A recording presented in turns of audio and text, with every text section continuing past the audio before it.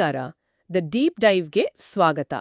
ಇವತ್ತು ನಾವು ಇರಾನ್ ಮತ್ತೆ ಇಸ್ರೇಲ್ ನಡುವೆ ಇತ್ತೀಚೆಗೆ ನಡೆದ ಆ 12 ದಿನಗಳ ಯುದ್ಧ, ಆಮೇಲೆ ಆದ ಕದನ ವಿರಾಮ, ಇದರ ಬಗ್ಗೆ ದಿ ಹಿಂದೂ ಪತ್ರಿಕೆಯಲ್ಲಿ ಬಂದ ಒಂದು ಸಂಪಾದಕೀಯವನ್ನ ನೋಡ್ತಾ ಇದ್ದೀವಿ.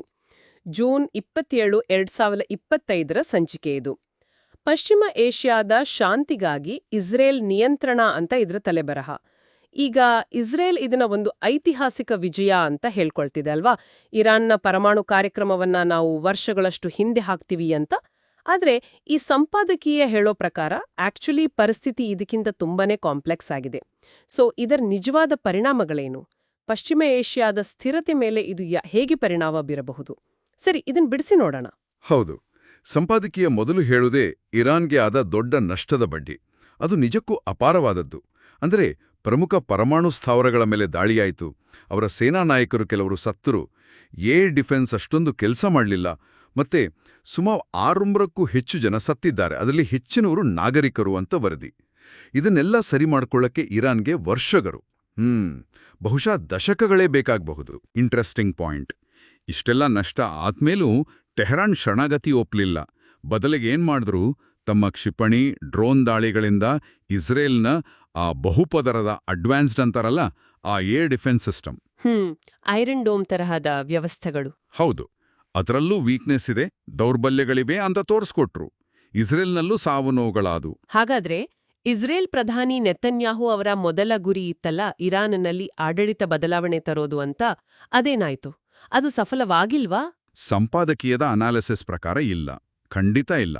ಆಕ್ಚುಲಿ ಅಮೆರಿಕ ಯಾವಾಗ ಇರಾನ್ನ ಪರಮಾಣು ಸ್ಥಾವರಗಳ ಮೇಲೆ ಅಟ್ಯಾಕ್ ಮಾಡಿತೋ ಆನಂತರವೇ ನೆತನ್ಯಾಹು ಕದನ ವಿರಾಮಕ್ಕೆ ಒಪ್ಪಿದ್ದು.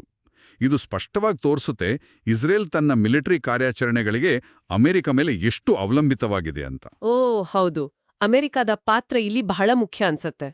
ಹೌದು, ಅಮೆರಿಕ ಕೂಡ ಅಷ್ಟೇ. ಇರಾನ್ ತಮ್ಮ ಸೈನಿಕ ನೆಲೆಗಳ ಮೇಲೆ ಒಂದ್ ರೀತಿ ಸಾಂಕೇತಿಕ ದಾಳಿ ಮಾಡಿದ ಮೇಲೆ ಅವರೂ ಕೂಡ ಪರಿಸ್ಥಿತಿಯನ್ನು ತಣ್ಣಗೆ ಮಾಡೋಕೆ ನೋಡಿದ್ರು. ಏನಂದ್ರೆ ವಾಷಿಂಗ್ಟನ್ಗೆ ಪಶ್ಚಿಮ ಏಷ್ಯಾದಲ್ಲಿ ಇನ್ನೊಂದು ಅಂತ್ಯವಿಲ್ಲದ ಯುದ್ಧದಲ್ಲಿ ಸಿಕ್ಕಾಕೊಳ್ಳಕ್ಕೆ ಇಷ್ಟ ಇರಲಿಲ್ಲ. ಸೊ ಇದು ಇಸ್ರೇಲ್ ಮೇಲೂ ಒಂದ್ ರೀತಿ ಪ್ರೆಷರ್ ಹಾಕಿದ ಹಾಗಾಯ್ತು. ಸರಿ, ಹಾಗಾದ್ರೆ ಈ ಯುದ್ಧದ ದೀರ್ಘಕಾಲೀನ ಪ್ರಾದೇಶಿಕ ಪರಿಣಾಮಗಳ ಬಗ್ಗೆ ಸಂಪಾದಕೀಯ ಏನ್ ಹೇಳುತ್ತೆ? ದೊಡ್ಡ ಚಿತ್ರಣದಲ್ಲಿ ಏನಾಗಬಹುದು? ದೊಡ್ಡ ಚಿತ್ರಣದಲ್ಲಿ ನೋಡಿದ್ರೆ ಸಂಪಾದಕೀಯದ ವಾದ ಏನಂದ್ರೆ, ಇರಾನ್ ಪಶ್ಚಿಮ ಏಷ್ಯಾದಲ್ಲಿ ಇಸ್ರೇಲ್ಗೆ ಪ್ರಮುಖ ಸವಾಲಾಗಿ ತನ್ನ ಸ್ಥಾನವನ್ನು ಮತ್ತೆ ಸ್ಥಾಪಿಸಿಕೊಂಡಿದೆ. ಇಷ್ಟೆಲ್ಲ ಡ್ಯಾಮೇಜ್ ಆದ್ರೂ ಕೂಡ ಟೆಹರಾನ್ ತನ್ನ ಶಸ್ತ್ರಾಸ್ತ್ರಗಳನ್ನ ಮತ್ತೆ ಹೆಚ್ಚಿಸ್ಕೊಳ್ಳೋ ಸಾಧ್ಯತೆ ಇದೆ. ರಷ್ಯಾ, ಚೀನಾ ಜೊತೆ ಸಂಬಂಧ ಗಟ್ಟಿ ಮಾಡ್ಕೊಳ್ಬೋದು. ಇನ್ನೊಂದು ಕಡೆ ಇಸ್ರೇಲ್ನ ಸ್ಟ್ರಾಟಜಿ ಅಮೆರಿಕದ ಮೇಲೆ ಅತಿಯಾಗಿ ಡಿಪೆಂಡ್ ಆಗಿದೆ ಅನ್ನೋದು ಮತ್ತೆ ಮತ್ತೆ ಪ್ರೂವ್ ಆಗ್ತಾ ಇದೆ. ಪರಮಾಣು ಕಾರ್ಯಕ್ರಮದ ವಿಷಯಕ್ಕೆ ಬಂದ್ರೆ ಇಸ್ರೇಲ್ ಐತಿಹಾಸಿಕ ವಿಜಯ ಅಂತ ಹೇಳ್ತಿದೆಯಲ್ಲ, ಆದರೆ ನಿಜವಾಗ್ಲೂ ಎಷ್ಟು ಹಿನ್ನಡೆ ಆಗಿದೆ ಇರಾನ್ಗೆ? ಇಲ್ಲೇ ಇರೋದು ವಿಪರ್ಯಾಸ. ಅಮೆರಿಕದ ಗುಪ್ತಚರ ಸಂಸ್ಥೆಗಳ ವರದಿಗಳ ಪ್ರಕಾರ ಇರಾನ್ನ ಪರಮಾಣು ಕಾರ್ಯಕ್ರಮಕ್ಕೆ ಆದ ಹಿನ್ನಡೆ ಏನಿದೆಯಲ್ಲ, ಅದು ಕೇವಲ ಕೆಲವೇ ತಿಂಗಳುಗಳಷ್ಟೇ, ವರ್ಷಗಟ್ಲೆ ಅಲ್ಲ. ಸೊ ಈ ಯುದ್ಧದಿಂದ ಇಸ್ರೇಲ್ ಅಂದ್ಕೊಂಡಿದ್ದ ಮುಖ್ಯ ಉದ್ದೇಶ ಅಂದ್ರೆ ಪರಮಾಣು ಕಾರ್ಯಕ್ರಮಕ್ಕೆ ದೊಡ್ಡ ಬ್ರೇಕ್ ಹಾಕೋದು, ಅದು ಈಡೇರಿಲ್ಲ ಅಂತ ಸಂಪಾದಕೀಯ ಹೇಳುತ್ತೆ. ಇದರಿಂದ ರಾಜತಾಂತ್ರಿಕತೆಯ ಅಗತ್ಯತೆ ಮತ್ತೆ ಮುನ್ನೆಲೆಗೆ ಬಂದಿದೆ. ಹಾಗಿದ್ರೆ ಈ ಪರಿಸ್ಥಿತಿಗೆ ಪರಿಹಾರವಾಗಿ ಸಂಪಾದಕೀಯ ಏನು ಸಲಹೆ ಕೊಡುತ್ತೆ? ಮುಖ್ಯವಾಗಿ 2 ಸಲಹೆಗಳನ್ನು ಮುಂದಿಡುತ್ತೆ. ಒಂದು, ಅಮೆರಿಕ ಇರಾನ್ ಜೊತೆ ಮತ್ತೆ ಗಂಭೀರವಾಗಿ ಮಾತುಕತೆ ಶುರು ಮಾಡಬೇಕು. ಅಂದ್ರೆ ದೀರ್ಘಕಾಲದ ಪರಿಶೀಲಿಸಬಹುದಾದ ಪರಮಾಣು ಮಿತಿಗಳಿಗೆ ಬದಲಾಗಿ ಇರಾನ್ಗೆ ನಂಬಿಕೆಗೆ ಅರ್ಹವಾದ ಆರ್ಥಿಕ ನೆರವು, ಲಾಭಗಳನ್ನು ಕೊಡೋ ಭರವಸೆ ನೀಡಬೇಕು. ಎರಡನೇದು, ಇದು ತುಂಬಾ ಮುಖ್ಯವಾದ ಅಂಶ, ವಾಷಿಂಗ್ಟನ್ ತನ್ನ ಮಿತ್ರ ರಾಷ್ಟ್ರ ಇಸ್ರೇಲನ್ನ ನಿಯಂತ್ರಣದಲ್ಲಿಡಬೇಕು.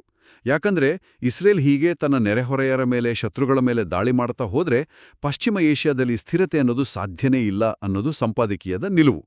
ಇಲ್ಲಿ ಒಂದು ವಿಷಯ ಸ್ಪಷ್ಟಪಡಿಸ್ಬೇಕು, ನಾವಿಲ್ಲಿ ಸಂಪಾದಕೀಯದಲ್ಲಿರೋ ಅಭಿಪ್ರಾಯಗಳನ್ನು ಹೇಳ್ತಿದ್ದೀವಿ ಅಷ್ಟೇ.